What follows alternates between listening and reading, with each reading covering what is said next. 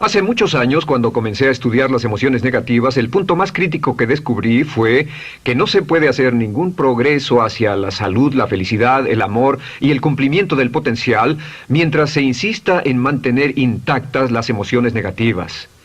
Y lo único bueno de las emociones negativas, si es que tienen algo de bueno, es que las emociones negativas no son permanentes. Lo dice hasta Sigmund Freud, no hay un lugar permanente para las emociones negativas en el subconsciente. En otras palabras, son visitantes indeseados. Son hábitos negativos o patrones de respuesta negativos que pueden eliminarse, y el punto inicial para eliminarlos es entender de dónde vinieron y entender cuáles fueron los factores causales, volviendo a la niñez temprana, que desencadenó el desarrollo de las emociones negativas y nos han dado como adultos una predisposición a ser negativos de una u otra forma.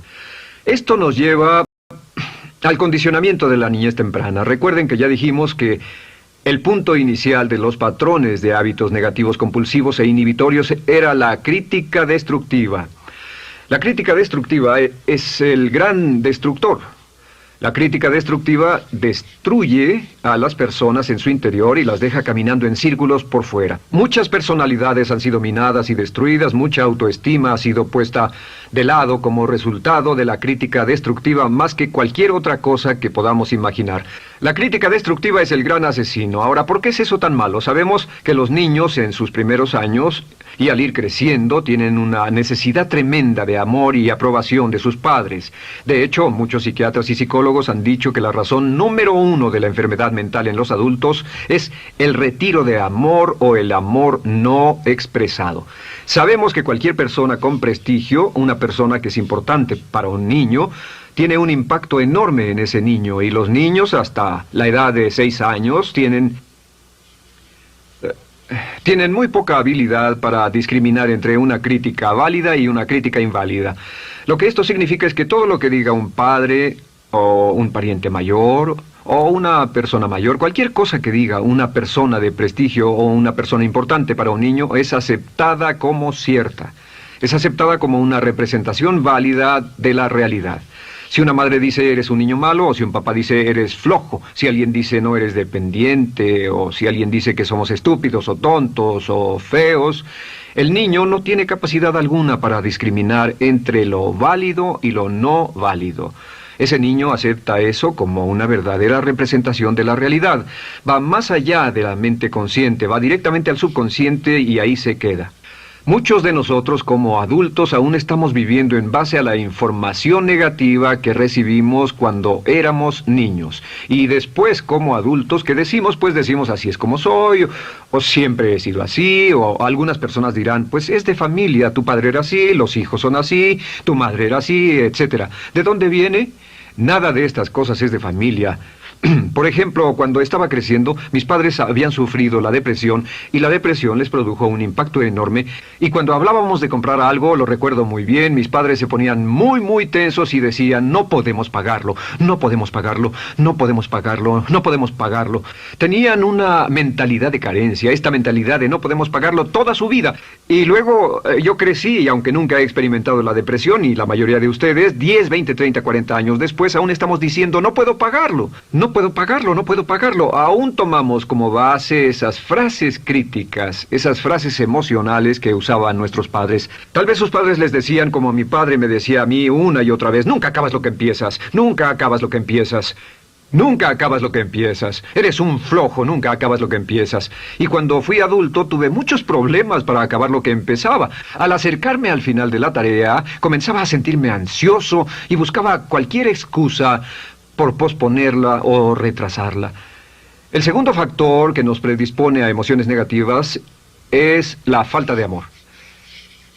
Sabemos que las personalidades de los niños se desarrollan al grado en que reciben una alta calidad y una alta cantidad de amor de sus padres. Existe una relación de 1 a 1 entre la cantidad de amor, la calidad de amor y una personalidad sana. Ese amor negado o la privación de amor es la causa clave de la infelicidad, la negatividad y la enfermedad mental en los adultos. Para que un niño se sienta realmente amado, el niño debe tener padres con buenos conceptos, y la mayoría de nosotros tuvimos padres que fueron víctimas de sus padres, que a su vez fueron víctimas de sus padres. Un escritor famoso dice que todo el mundo es víctima de una víctima. Todos son víctimas de víctimas. Nuestros padres quisieron criarnos de la mejor forma posible, pero ellos mismos fueron víctimas de víctimas.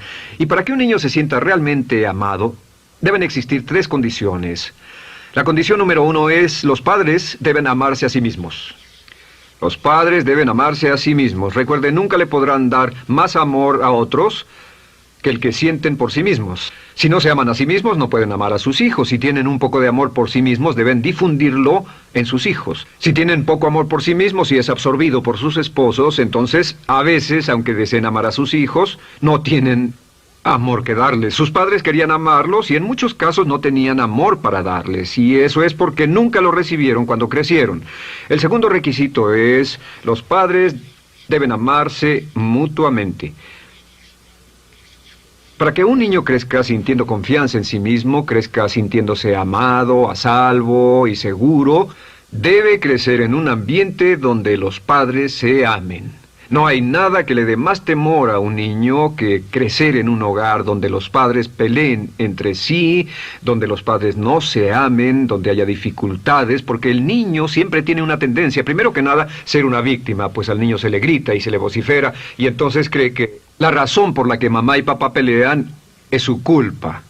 Ahora, una investigación interesante: como hay muchas familias de un solo padre, la investigación interesante muestra que cuando uno de los padres se va como resultado de una separación o un divorcio, los niños que quedan invariablemente están convencidos de que la razón por la que el otro padre se fue se debió a algo que él hizo. Y es importante que si un matrimonio o una relación va a terminar y uno se va a ir, que el padre que se quede les diga a los niños una y otra vez que la razón por la que la relación no funcionó no tuvo nada que ver con ellos. Solo tuvo que ver conmigo y con papá, conmigo y con mamá. No tiene nada que ver con el niño. El niño necesita oírlo muchas veces antes de que se sienta confiado y seguro. Y por supuesto, siempre es mejor que un niño sea criado por un padre que lo ama que por 2 padres que no se aman. Una tercera condición que debe cumplirse si no quiere que exista la falta de amor es que los padres deben amar al niño. Los padres deben amar al niño. Bueno, esto parece muy obvio y muy lógico. La verdad es que, y esto es lo más difícil para usted y para mí como adultos, que ni siquiera lo pensamos, que es posible que nuestros padres no nos quisieron. No porque no lo intentaran, querían amarnos y tenían la intención de hacerlo, desde luego, etcétera, etcétera, pero simplemente como tenían conflictos mutuos y problemas sin resolver con sus padres, y sufrieron la guerra y la depresión, tenían que hacer carrera y otras responsabilidades, nunca lo lograron totalmente. ¿Entienden? Esa fue la dificultad. Lo deseaban, pero nunca lo lograron. La única forma en que puede amarse a un niño es pasando una gran cantidad y calidad de tiempo con el niño. Tiempo en gran cantidad y calidad con el niño. 10 minutos al día no bastan. Los niños se consideran valiosos según el grado en que las personas más importantes en su vida pasen tiempo con ellos. Si las personas más importantes en su vida, sus padres, solo pasan poco tiempo con ellos, los niños concluyen que la razón para ello es que tienen muchos defectos, que hay algo esencialmente malo en ellos y que por eso sus padres no pasan más tiempo con ellos. Los niños no piensan con la razón, lo hacen en forma emocional. Solo piensan: mi padre está aquí, me ama, y si no pasa tiempo conmigo, él o ella no me aman. Y si cualquiera de esas 3 condiciones existió o más cuando estaba creciendo, los padres no se amaban a sí mismos, o no se amaban mutuamente, o tal vez no lo amaban porque nunca lo lograron, aunque querían, entonces usted debe haber crecido en conjunción con la crítica destructiva que se llama culpa. ¿Y qué es la culpa? Pues simplemente la culpa es un sentimiento de no valer mucho. ¿De dónde sacamos este sentimiento? Lo obtenemos cuando continuamente gente importante nos critica en nuestra vida y simultáneamente no nos dan el amor que necesitamos. Sentimos que no valemos mucho o que no valemos nada. Y un sentimiento de culpa nos lleva a un sentimiento de falta de mérito, falta de valor y culpa. Y esa culpa, ese sentimiento de falta de mérito, es el mayor problema del siglo XX, la principal fuente de enfermedad mental.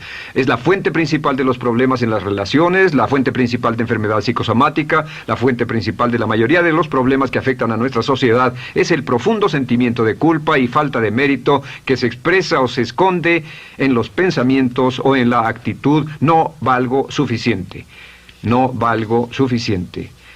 No valgo suficiente. Ya hablamos de la autoestima y de lo importante que es. La autoestima significa me quiero mucho, me quiero mucho, me quiero mucho, me quiero mucho. Las personas que han sido criadas con críticas destructivas durante su vida no solo no se agradan a sí mismas, no sienten que sean lo bastante buenas para nadie, y en muchos casos están llenos de odio por sí mismos. Se odian a sí mismos, se autocondenan o se detestan. Y verán que esto sale en sus conversaciones y sale en sus relaciones con otras personas. Las personas que no se quieren a sí mismas, aunque quieran tener buenas relaciones, simplemente no son capaces de ello. Las personas que piensan que no son buenas para nada siempre lo hacen aflorar, siempre será un problema.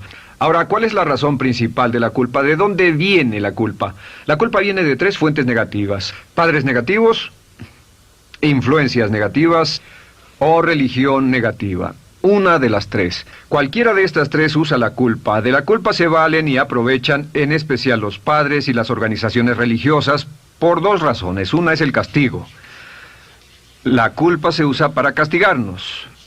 Cuando estamos creciendo, el castigar es la forma más fácil de hacer que uno se sienta mal. Nuestros padres nos hacen sentir mal castigándonos físicamente o sermoneándonos o regañándonos. Y el castigo es una forma muy eficaz de irnos conformando o de conseguir que hagamos lo que los demás quieren. La segunda razón por la que se usa la culpa cuando se practica en forma consciente, y algunas organizaciones la practican así, es para tener más control emocional en especial, porque se puede controlar a una persona emocionalmente con culpa y manipular su comportamiento.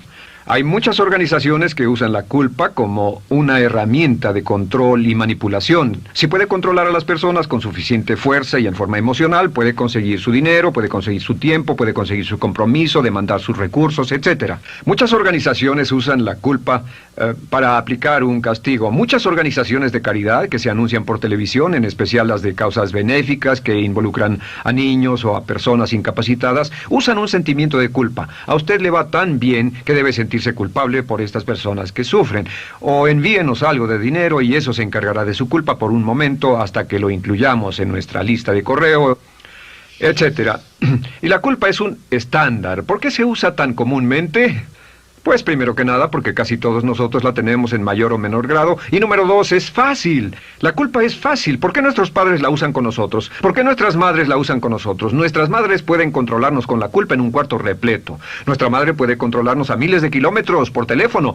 Los padres usan la culpa en sus hijos porque sus padres usaban la culpa en ellos y así sucesivamente. Es lo más fácil. No existe un esfuerzo físico. Puede hacerse con una mirada o de reojo o una palabra. Ya sabe que las personas siempre buscan lo más fácil. Esté alerta. Ustedes han sido criados en un ambiente donde se les ha hecho sentir culpa y casi todos lo vivimos. Debemos entender que la culpa es como una letrina o bacterias emocionales negativas que se colocan en la raíz de su psique o su subconsciente y activan todas las demás emociones negativas: furia, odio, envidia, resentimiento, frustración y duda, temor, etcétera. Las crea y las activa a todas, y la forma para en realidad deshacerse del centro es exorcizarlo, extirparlo. Y es lo que vamos a hacer el resto de esta sesión. Primero, ¿cómo podemos saber si nos criaron con sentimientos de culpa? Bien, a esto le llamamos la manifestación adulta de la culpa. Manifestación adulta de la culpa. Puede saber, probándose a sí mismo, ¿cuánto de esto tiene? Número 1, la manifestación adulta de la culpa es que tiene sentimientos de inferioridad, sentimientos de inadaptabilidad y de no merecer las cosas. No siente que merezca que le pasen cosas buenas. Si una persona ha sido criada con crítica destructiva y se le hace sentir culpa, entonces cuando logra éxito, aún con un tremendo esfuerzo, tiene una tendencia terrible de sentir que no se lo merece. A esto se le llama, por cierto, temor al éxito. El temor al éxito es solo otra forma de decir que la persona que ha estado condicionada a pensar de sí misma como poco valiosa o no lo bastante buena, se siente muy incómoda cuando experimenta el éxito. Se siente muy tensa y a disgusto. Realmente si sienten demasiada tensión, comienzan a aspirar cocaína, a beber demasiado alcohol, se enredarán en comportamientos autodestructivos, tendrán una sensación tremenda de ansiedad, como si alguien fuera a descubrir algo de ellos. Hay un libro en la librería que dice, si me está yendo tan bien, ¿por qué me siento como un impostor? Tienen el llamado síndrome del impostor. ¿Alguna vez ha tenido éxito en algo y la gente ha ido a usted a decirle, vaya, hiciste un excelente trabajo, o eso es maravilloso, aunque haya sido muy duro para usted, y sintió que los demás iban a descubrir, siente como que, es decir, que iban a descubrir que realmente no es bueno, que solo fue un fraude, solo un accidente, y por supuesto es lo que dice, fue coincidencia, fue un accidente, la verdad, no sé ni cómo lo hice. Hacen todo lo posible por huir de ese sentimiento de inferioridad y de no merecer las cosas. Estén muy alertas. La segunda manifestación adulta de la culpa es la autocrítica destructiva. Hay una línea de un gran poeta que dice, aquellos a quienes se les hace mal, hacen mal a su vez. Los niños a muy temprana edad, a veces a la edad de 2 o 3 años, comienzan a menospreciarse, se desgarran, hasta se golpean y se castigan físicamente si se les critica demasiado. Siempre dicen el equivalente de no valgo suficiente o no soy muy bueno, y se castigan a sí mismos. Y la crítica destructiva es un síntoma real de un sentimiento escondido de culpa e insuficiencia. El número 3 es que fácilmente manipuladas por la culpa, las personas pueden jalar sus cordones de culpa en forma muy simple. Realmente vemos que existen 2 tipos de personas en el mundo, los lanzadores de culpa y los receptores de culpa. Invariablemente, estas personas se atraen mutuamente. Y por supuesto el lanzador de culpa es la persona que se identifica con el padre que lanzó la culpa y el receptor es la persona que se identifica con el que atrapó la culpa. Pero los lanzadores y los receptores de culpa se unen, se equilibran perfectamente, se establecen y forman una nueva generación de lanzadores y receptores de culpa. Podemos decir que usted es fácilmente manipulado por la culpa, porque ha estado muy bien condicionado. Su jefe puede tirar de su cordón de culpa, una persona en un autobús puede tirar de su cordón de culpa, una sobrecargo puede tirar de su cordón de culpa. Esté muy alerta a esto. La cuarta manifestación de culpa es que usted la usa. Usa la culpa y culpa a otro generosamente. ¿Por qué?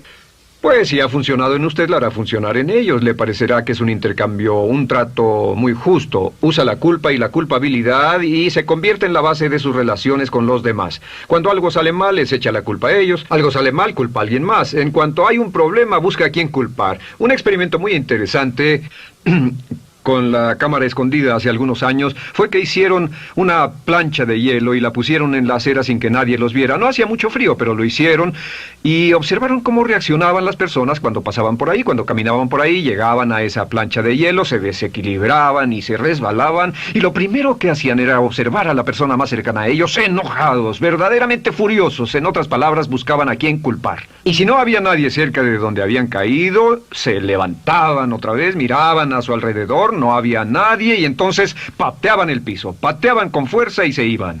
Nuestra tendencia natural cuando algo sale mal es buscar a alguien o algo a quien culpar, en especial si nos criaron con una culpa continua. Y la quinta manifestación es lo que llamamos lenguaje víctima. Ahora recuerden que hablamos sobre la ley de concentración. Dice, lo que siembras cosecharás.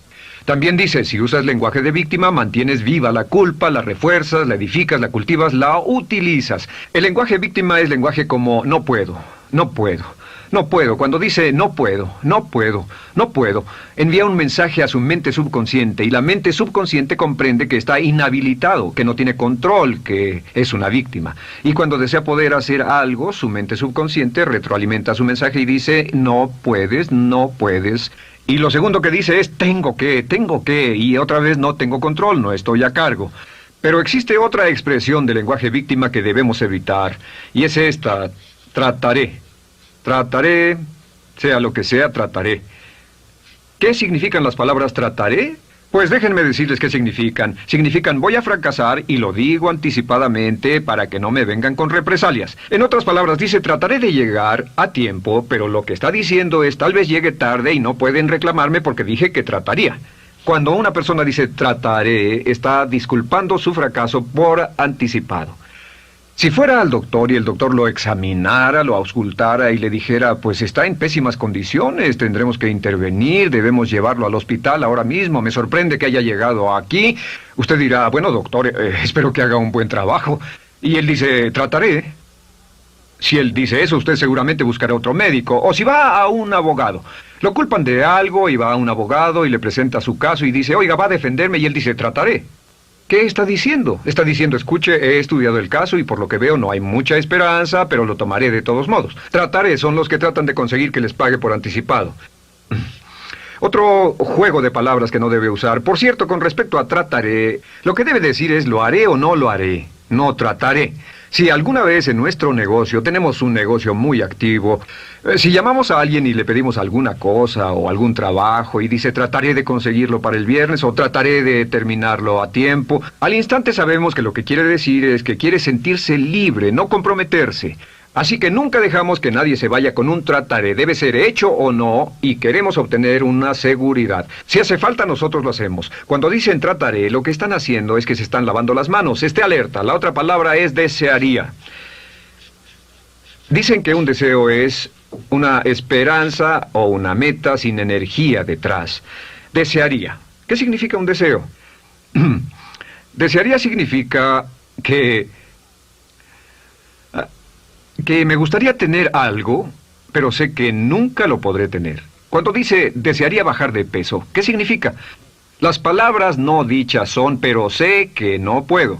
Porque no por las excusas que tiene y el metabolismo que tiene y los problemas, etcétera. Siempre hay razones por qué debe salir, etcétera. Desearía dejar de fumar, desearía estar en forma. Desearía, desearía, desearía. Cuando usa la palabra desearía, le muestra al subconsciente que esto es algo que no cree que le sea posible lograr o adquirir. Entonces el subconsciente descarta completamente esto como meta y no le da energía, ni motivación, ni impulso, ni deseo de lograrlo. Así que esté muy alerta al lenguaje víctima. Esté alerta a la expresión sí, pero. O lo haría, sí, pero. Alguien le dice, haga esto, y usted dice, sí, pero. La palabra pero, por cierto, es el gran borrador.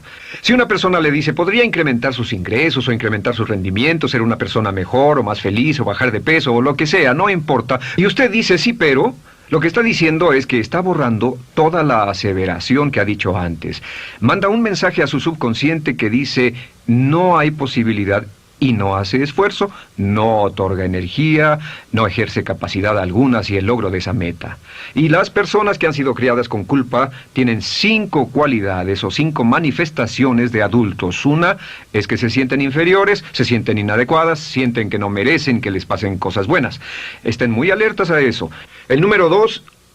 se autocompadecen continuamente, usan la autocrítica destructiva. El número 3, usan la culpa y la culpabilidad en ellos y en otros. El número 4, son manipuladas por la culpa. Y número 5, usan lenguaje víctima. Así que, ¿cómo nos deshacemos de la culpa? ¿No es sorprendente cómo se aclara esto? Este pizarrón, todo se borra. Tengo una varita mágica cuando me voy a sentar al escritorio. Entonces, ¿cómo nos deshacemos de la culpa? Para deshacerse de la culpa...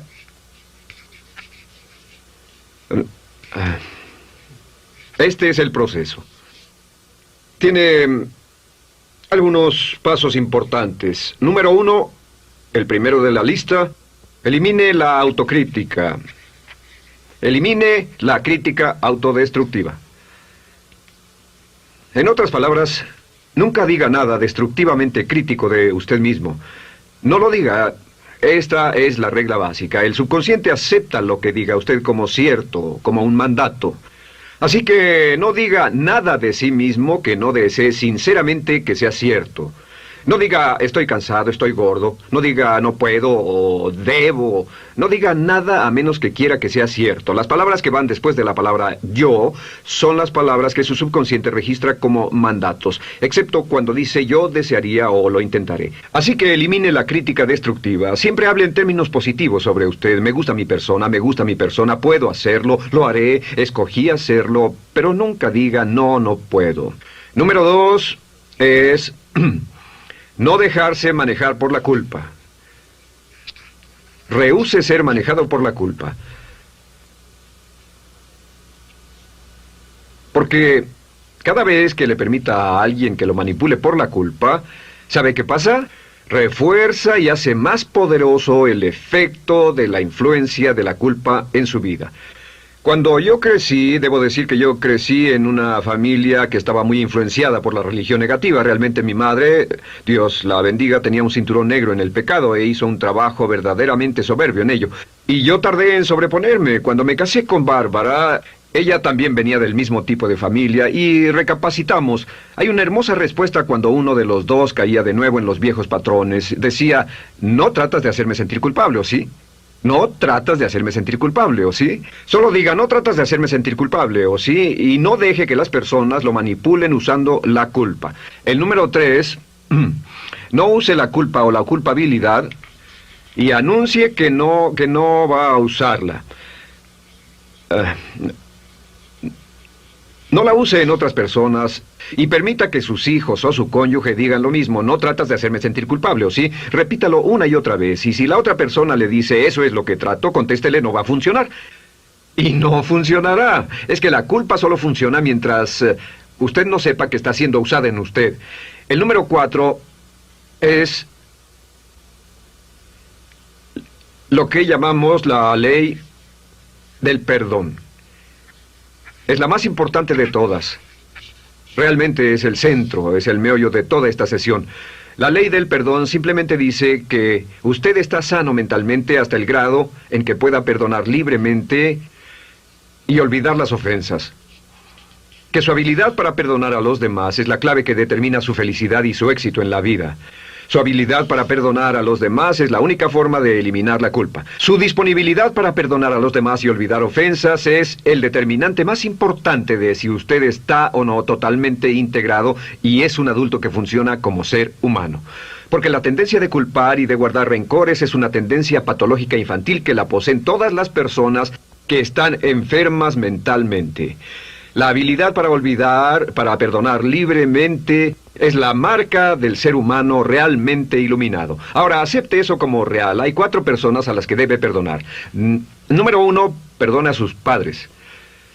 Perdone a sus padres por todo lo que le hayan hecho para herirlo. La mayoría de nuestras investigaciones muestran que casi todos nuestros problemas como adultos se remontan a no estar dispuestos o no poder perdonar a nuestros padres por algo que hicieron que nos hirió. Perdónelos un 100%, escríbales, llámeles por teléfono, dígales, o cuando menos perdónelos en su corazón, pero perdone a sus padres.